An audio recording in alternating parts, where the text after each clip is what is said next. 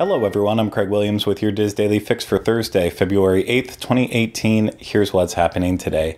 First up, Disney has issued a statement regarding the rumors surrounding Disney's Hollywood studios changing their name. Disney said, and I quote, "In response to questions we have been receiving, we also want to let fans know that Disney's Hollywood studios name will remain the same for the foreseeable future, since we are immersing guests in a place where imagined worlds of Hollywood unfold around them, from movies and music to television and theater."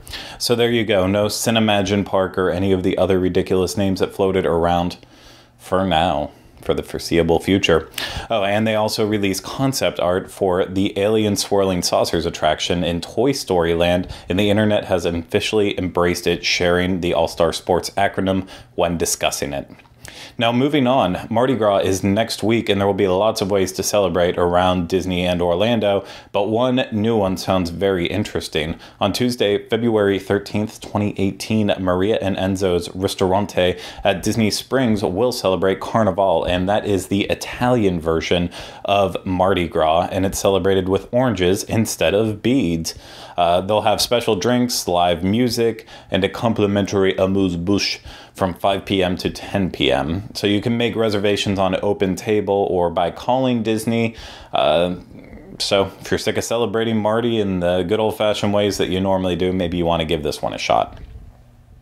Now, finally, earlier this week, SeaWorld released their first performers for their Seven Seas Food Festival, and I think the lineup so far is actually pretty impressive, and some of them actually may even be worth checking out. So, acts include Larry the Cable Guy, who hopefully will be singing his tunes from Mater's Junkyard Jamboree, along with performing some comedy.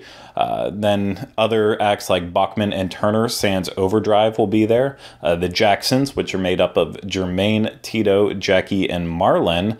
And that's just some of the acts. Also includes Daughtry, El Gran Combo, Eli Young Band, Chris Young, but the one I'm most excited for is that Huey Lewis in the News has chosen to celebrate my birthday on March 3rd by playing at SeaWorld, and I may have to celebrate by going to see him there. So there's still 10 more performers to be announced for the SeaWorld Seven Seas Food Festival, and hopefully we'll know more of them soon. Probably a couple classic ones thrown in there like they already have. Now, moving over to the Diz, today's featured article comes from David Haraway, and he gives us a review of the Bon Voyage breakfast at Trattoria al Forno at the Boardwalk. So if you want to read this great article and many others, head over to wdwinfo.com. Now, trending on the Theme Parks Attractions and Strategies forum today at disboards.com is a thread that was started by poster Louis7080 entitled "Disney Lowers Capacity on Low Crowd Dates." And the thread posters are discussing their theories on why touring plans from different sites are difficult to stay accurate now. Folks are feeling like Disney's constantly changing up their staffing of attractions and even using fewer ride vehicles during slower times, making it feel to guests as though there are now no slow times any longer. Sorry for that mouthful there. So all I can say is, from my time working at Disney, I am not quite positive on this. I also was just a front of line cast member at Test Track, so I can't say much. But as of my time at Universal, working in the positions I did, I can say this is absolutely 100% true. You know, if at Dragon Challenge, when I worked there, they had the ability to have 3 dragons on each side. But if things were slower, we'd only have 2 on each side, and so, you know, that would always keep a nice little weight. And if things were going to be really, really dead, we'd only have 1 on each side. And so that's just one example. Over at Forbidden Journey, the ride vehicles take so much wear and tear by constantly moving around throughout the entire day. So even just on a busy day, first thing in the morning, it would not be completely out of the normal to only run with half the vehicles online at a time to kind of save the robots on them. So like I said, can't speak for Disney, but I know for a fact that Universal does this tactic.